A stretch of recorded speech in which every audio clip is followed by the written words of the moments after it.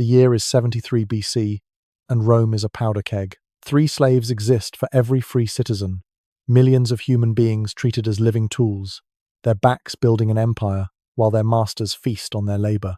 In the sulphurous shadow of Mount Vesuvius sits Capua, home to the most prestigious gladiator schools in Italy. Here, in the ludus of Lentulus Batiatus, 200 of the deadliest men in the Republic await death for entertainment. Among them stands Spartacus, whom Romans would later call the Thracian Shadow. History gives us fragments: a warrior from the mountains of Thrace, possibly a former auxiliary soldier who knew Roman tactics from the inside. Beside him towers Crassus, the Gallic bull, a massive warrior whose strength in the arena made crowds roar. These weren't common criminals, but war captives, trained killers who understood something their Roman masters had forgotten. Every slave was once free. What happened next defied all military logic. The ludus of Batiatus wasn't just any gladiator school. It was a fortress. Stone walls, armed guards, every gladiator locked in cells at night. The weapons, real weapons, secured in an armory no slave could access. These men were investments worth fortunes, and Romans protected their property. But beneath the sand of the training yard, conspiracy spread like plague. Spartacus and Crassus recruited carefully. Not every gladiator could be trusted. They needed men who remembered freedom, who'd rather die on their feet than entertain Romans on their knees. 200 agreed to rise. Then came betrayal. Someone talked. The guards discovered the plot. Think about this for a second. You're trapped in a fortress, your plan exposed, execution certain. But Spartacus proved why he'd become legend. In the kitchens where gladiators' meals were prepared, he found weapons Rome never considered: cleavers, roasting spits, butcher knives, iron tools that could open throats as easily as any gladius. What followed was not a battle, but a humiliation. 70 gladiators with kitchen implements carved through armed guards like farmers through wheat. They burst from the ludus into Capuan streets, where fate smiled, a wagon loaded with gladiatorial weapons for another school. Real steel now armed desperate men. The Romans had never seen anything like this. Gladiators fought each other, died for entertainment, accepted their fate. They didn't organize. They didn't escape. They certainly didn't defeat trained guards with cooking tools. But these 70 men had just shattered every rule. Word spread through slave quarters faster than Roman cavalry could ride. At the base of Vesuvius, the gladiators made camp. By sunset, they weren't 70, but 200. By week's end, thousands. Slaves fled fields, workshops, rich houses, bringing families, bringing hope, bringing nothing but desperate courage and the dream of freedom. Remember this number: 3 to 1. 3 slaves for every free person in Italy. The mathematics of rebellion suddenly favored the oppressed. If Spartacus could unite them, if he could forge farmers and laborers and house slaves into an army, Rome faced not just a revolt, but revolution. But what transformed these broken men into Rome's nightmare? Mount Vesuvius became freedom's fortress. The extinct volcano provided everything desperate rebels needed: defensive positions, hidden caves for supplies, multiple escape routes down treacherous slopes only locals could navigate. Spartacus chose perfectly. Here, 70 became 700, then 7,000. Each day brought new fugitives: field slaves bearing scars like maps of cruelty, house slaves carrying stolen supplies, mine workers who'd learned to survive hell itself. The Romans sent Gaius Claudius Glaber, praetor of Rome, with 3,000 militia, not legionaries but hastily recruited citizens who expected easy glory crushing rabble. Glaber saw Vesuvius and smiled. One path up, easily blocked. He'd siege them out, starve them into surrender. What the scouts reported was impossible. Slaves training in Roman formations, drilling with captured equipment, maintaining military discipline. In just 17 minutes, everything changed. While Glaber's men guarded the only known path, Spartacus executed brilliance. The gladiators wove vines into ladders, wild grapevines that covered Vesuvius's slopes. Down sheer cliffs thought unclimbable, the entire rebel force descended silently. Dawn revealed Glaber's camp surrounded, his militia caught between bed and blade. Picture 6,000 bodies in motion, not the chaotic charge of barbarians but coordinated assault. Gladiators led wedge formations, farm slaves who'd spent lives digging, struck with improvised spears. The militia broke instantly. Glaber fled with survivors, while rebels claimed a fortune in proper weapons, armor, supplies. Rome's first response had become their first humiliation. You won't believe what happened next. Victory brought volunteers like rain brings floods. 10,000, then 20,000. Entire slave populations of towns joined when Spartacus appeared. But numbers meant nothing without organization. Here's where gladiator discipline saved them. In the ludus, survival meant routine, training schedules, equipment maintenance, unit cohesion. Spartacus and Crassus applied these principles to chaos. Every morning, weapons drill. Farmers learned basic formations. Gladiators taught killing strokes. Women organized supplies, tended wounded, sometimes fought when battles turned desperate. Children served as scouts and messengers. This wasn't a mob. It was becoming an army. They elected leaders. Spartacus for supreme command, Crassus as second, Gannicus and Castus leading cavalry stolen from Roman estates. The impossible had just become reality. When Verinius arrived with another Praetorian force, he expected to find starving fugitives. Instead, scouts reported something that chilled Roman blood. Disciplined ranks, cavalry screens, even crude artillery built by enslaved engineers. Worse, the rebels knew Roman tactics because many had served in auxiliary units before enslavement. Hidden in the ranks was a secret weapon: diversity. Romans conquered by dividing, but here fought Greeks who understood phalanx warfare, Germans with berserker fury, Gauls with tactical brilliance, Thracians like Spartacus who combined mountain guerrilla knowledge with Roman discipline.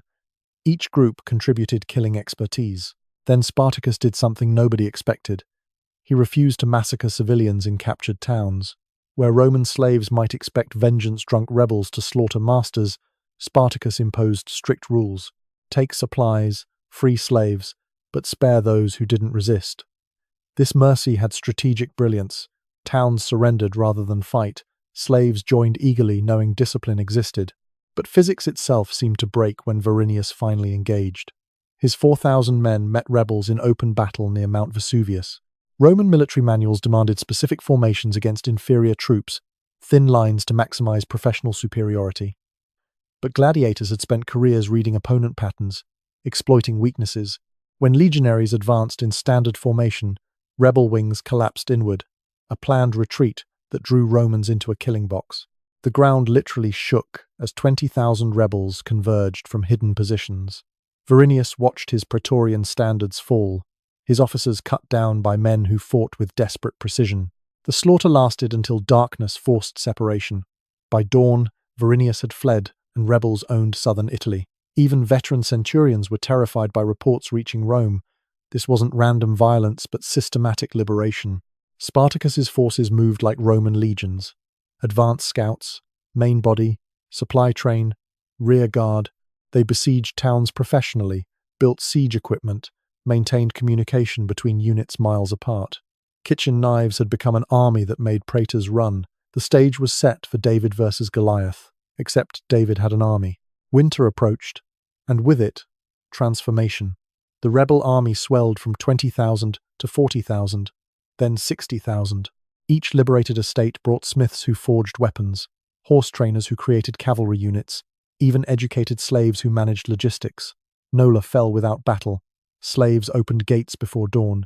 Nuceria surrendered after one day's siege. Town after town across Campania discovered that resistance meant death. Cooperation meant mere poverty. History pivoted on the next 30 seconds when Senate finally understood. Reports from fleeing praetors painted nightmares. Organized rebels, manufacturing weapons, training constantly, maintaining discipline superior to many Roman forces. Worse, Spartacus had started something unthinkable.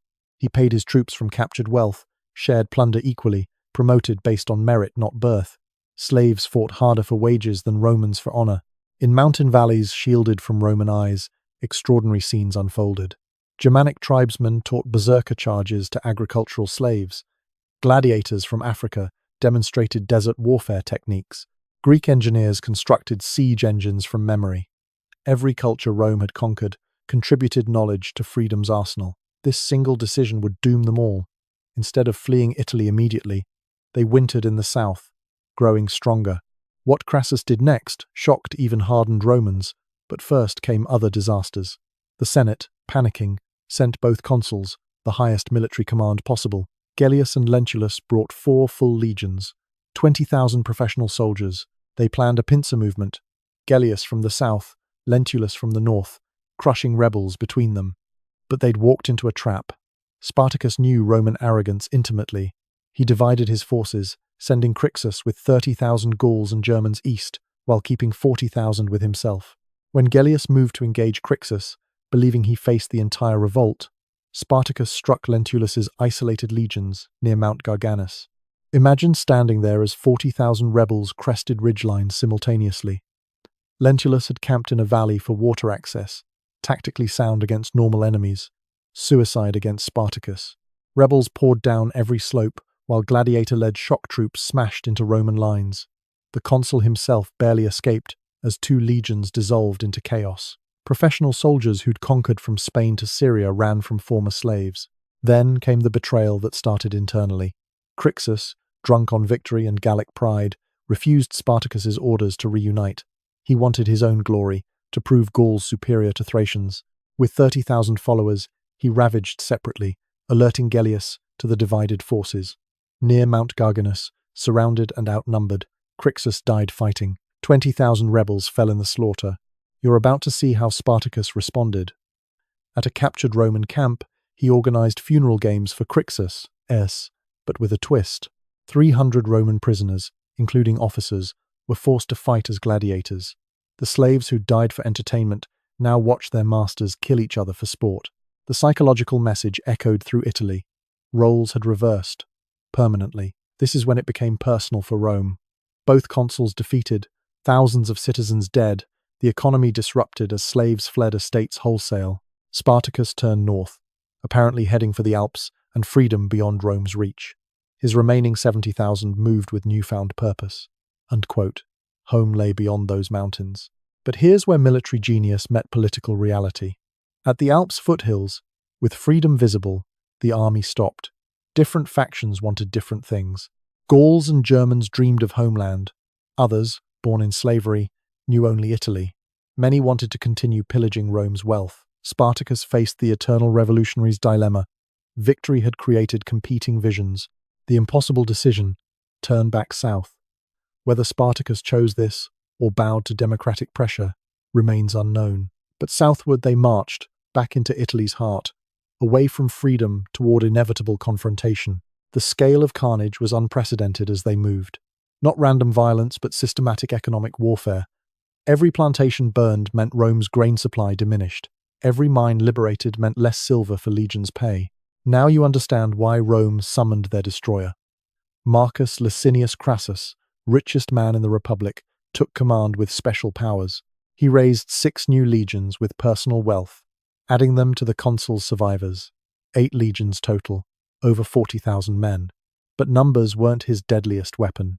When one of his lieutenants, Mummius, attacked without orders and fled, Crassus revived decimation from the ancient punishment where 1 in 10 soldiers died by their comrades' hands. 500 Roman citizens beaten to death for cowardice.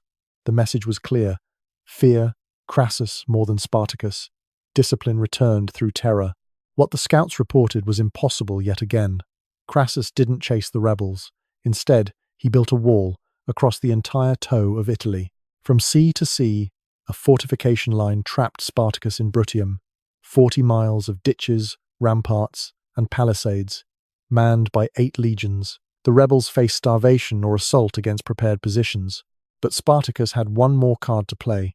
Cilician pirates controlled the Mediterranean, and they hated Rome. For gold and promises of plunder, they agreed to ferry the rebel army to Sicily, an island where slaves outnumbered masters 10 to 1, where previous servile wars had nearly succeeded.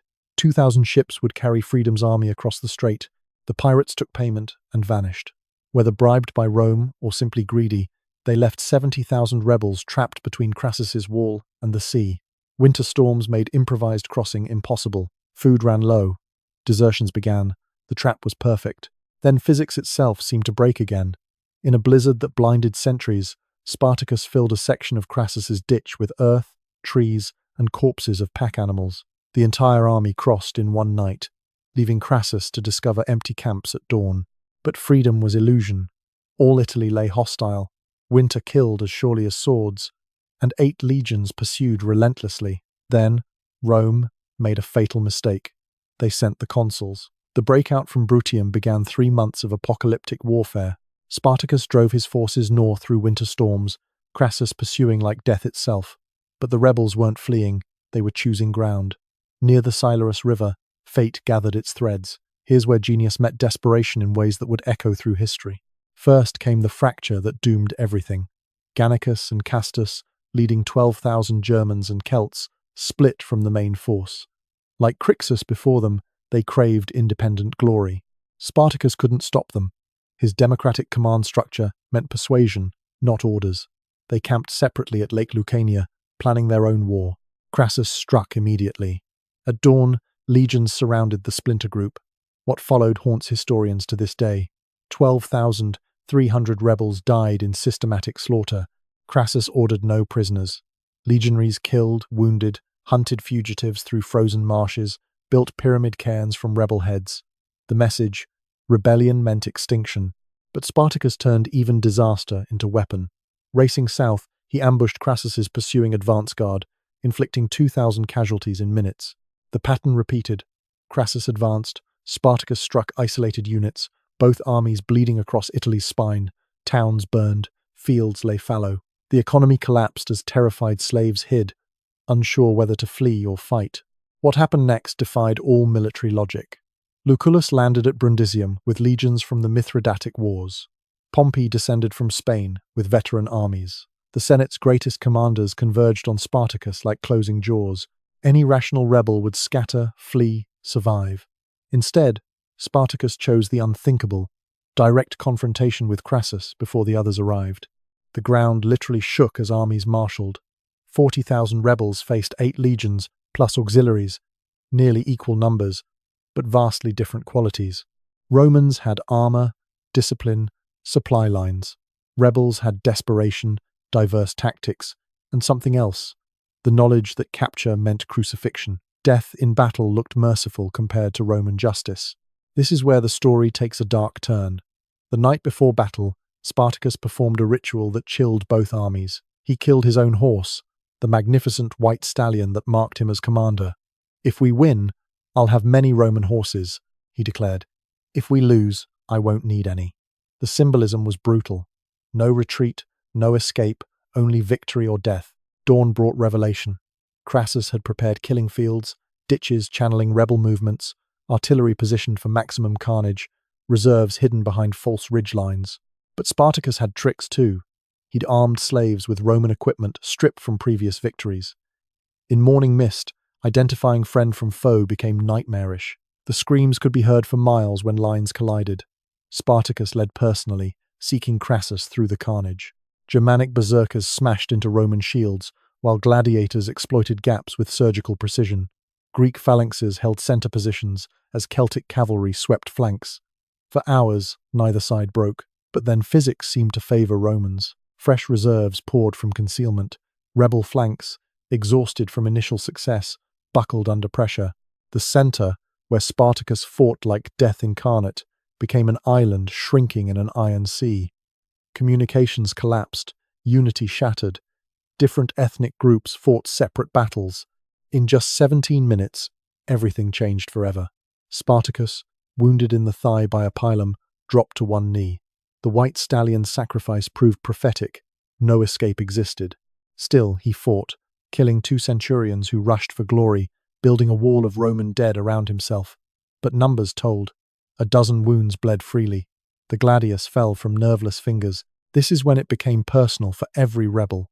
Seeing their general fall, some threw down weapons and begged mercy that wouldn't come. Others fought with suicidal fury, determined to die beside their liberator. The battlefield became an abattoir. Romans stopped taking prisoners. Logistics couldn't handle them, and orders demanded annihilation. What Crassus did next shocked even hardened legionaries. He ordered Spartacus's body displayed as trophy, but among tens of thousands of corpses, identification proved impossible. The Thracian shadow had vanished even in death. Some claimed he'd escaped. Others insisted loyal gladiators had hidden the corpse. Romans searched for days, needing that symbol of victory, finding only anonymous dead. The numbers are staggering. 60,000 rebels died at Spartacus River and pursuing slaughter. Roman casualties reached 5,000, heavy for victors, proving rebel quality. but 6,000 surrendered or were captured wounded. These would face Rome's special vengeance. Death in battle was merciful compared to their fate, but hidden in the ranks was a secret. 5,000 rebels had escaped northward during the carnage. These met Pompey's arriving legions in Etruria. The fresh troops massacred exhausted fugitives, Pompey claiming credit for ending the war Crassus had won. Political rivalry would poison both men's futures, but first came the ritual of victory. Then came the moment that would echo through centuries. Crassus ordered every prisoner, 6,000 men, crucified along the Appian Way from Capua to Rome. Not random execution, but measured horror. Engineers surveyed distances, carpenters pre-built crosses. The logistics of mass crucifixion required the same efficiency Rome applied to conquest, but they'd walked into a trap of their own making.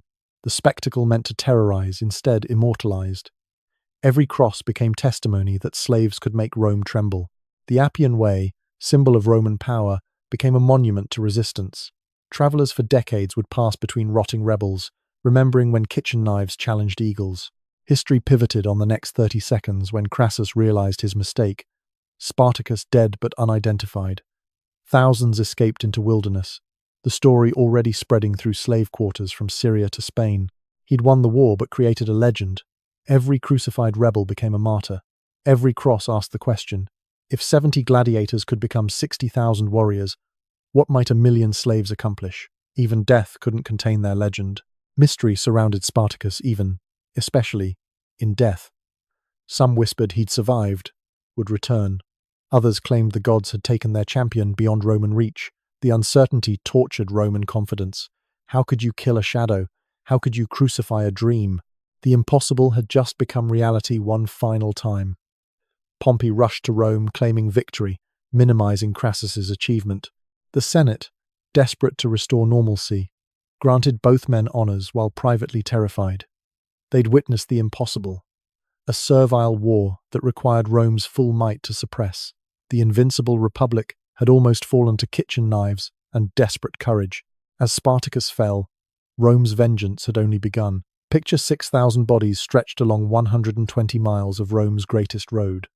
The crucifixion of Spartacus's army wasn't mere execution, it was industrial-scale terror made monument.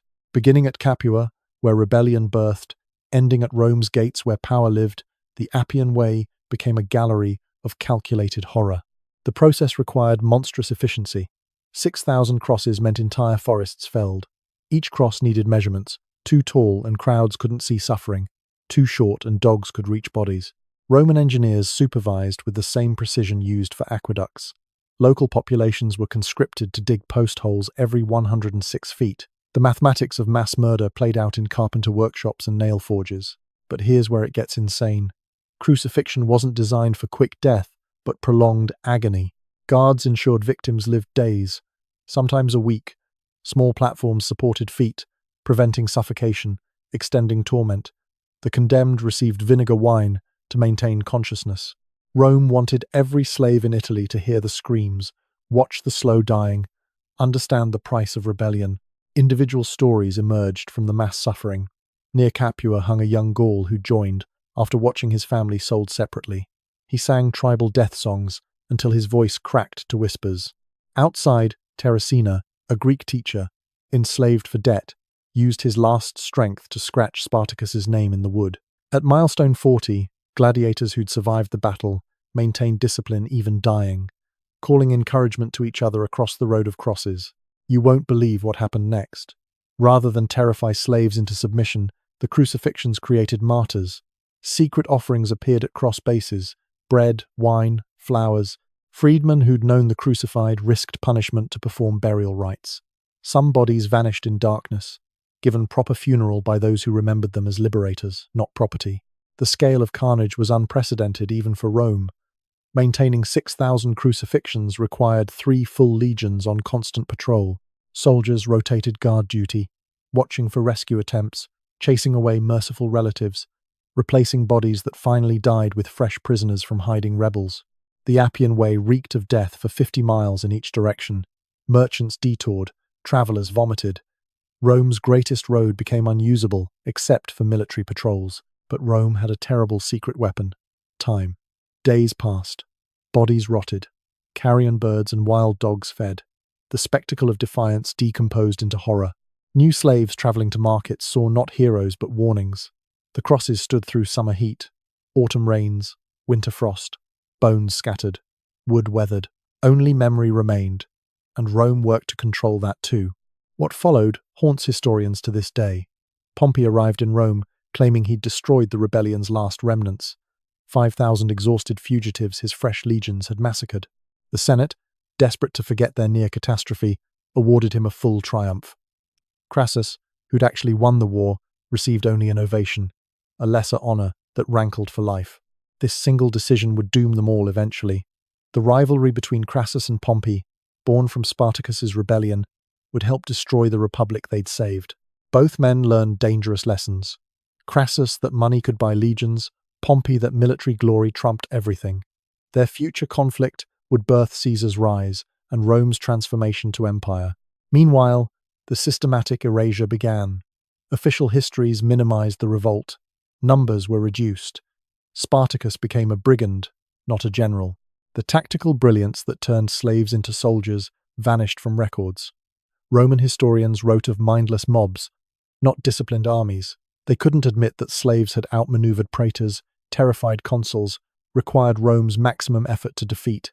But hidden in the ranks of history, truth survived. Slaves whispered stories in quarters from Sicily to Syria.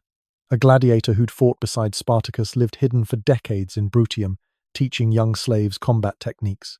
Children born after the rebellion grew up knowing that resistance was possible, that Roman invincibility was a lie built on fear. Even veteran centurions were terrified by subtle changes. Where once a whip sufficed, now guards traveled in groups. Where slaves had submitted to sale separation, now families fought back. Small rebellions flared constantly. A villa burned here, an overseer killed there. Nothing approaching Spartacus's scale, but enough to prove his ghost haunted every Roman who owned human property. Then physics itself seemed to break in Roman confidence. The economy, disrupted by the revolt, never fully recovered its previous form. Large slave estates proved vulnerable, so land distribution changed. The citizen farmer class, destroyed by slave competition, couldn't resurrect. Rome's military recruitment, dependent on property-owning citizens, adapted toward professional armies, the same transformation that would eventually strangle the Republic. What Crassus did next shaped his doom. Seeking military glory to match Pompey, he invaded Parthia with 7 legions. At Carrhae, horse archers destroyed his army. Crassus died drinking molten gold, Parthian comment on his greed. Some whispered it was Spartacus's curse. The man who'd crucified 6,000 died choking on the wealth he'd valued above human lives. The ground literally shook with historical consequence. Every subsequent slave revolt invoked Spartacus. When Sicily erupted again, rebels called themselves New Spartacans. Germanic tribes learned that Rome could bleed. The lesson spread. Empire wasn't inevitable. Resistance wasn't futile. Sometimes the impossible became reality. Those 6,000 crosses weren't just punishment. They were an attempt to crucify memory itself. But Spartacus had already won the only victory that mattered. He'd proven slaves were human, deserving freedom, capable of making masters tremble. Every cross on the Appian Way testified not to Roman power but to Roman fear. They needed 6,000 crucifixions because 70 gladiators had nearly brought down their world. But the battle's end was just the beginning of Rome's campaign to erase history. The ghost of Spartacus haunted Rome for centuries.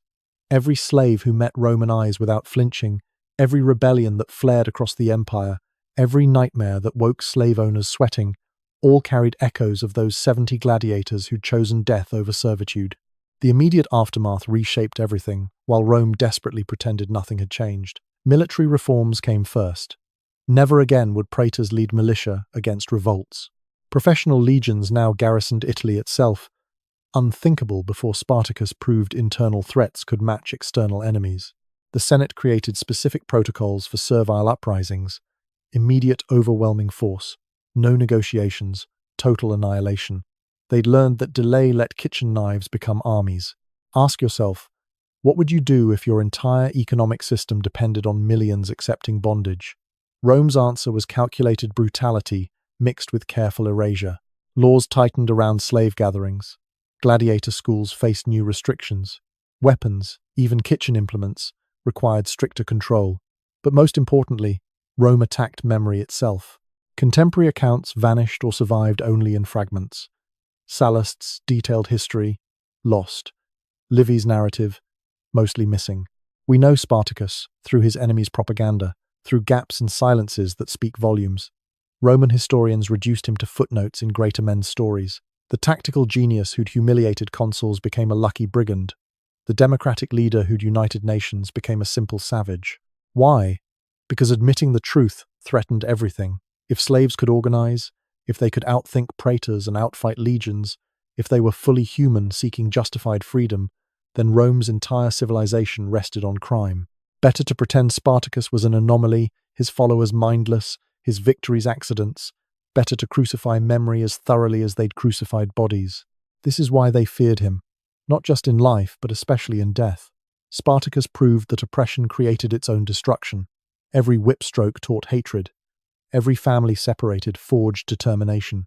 Every crucifixion inspired future rebels. Rome had created the perfect revolutionary in their gladiator schools, a man who understood violence, organization, and had nothing left to lose. The parallel echoes through history. Every society built on systematic oppression faces its Spartacus eventually. The American South feared slave literacy because knowledge meant power. Colonial empires panicked when subjected peoples organized. The Berlin Wall fell to citizens with hammers.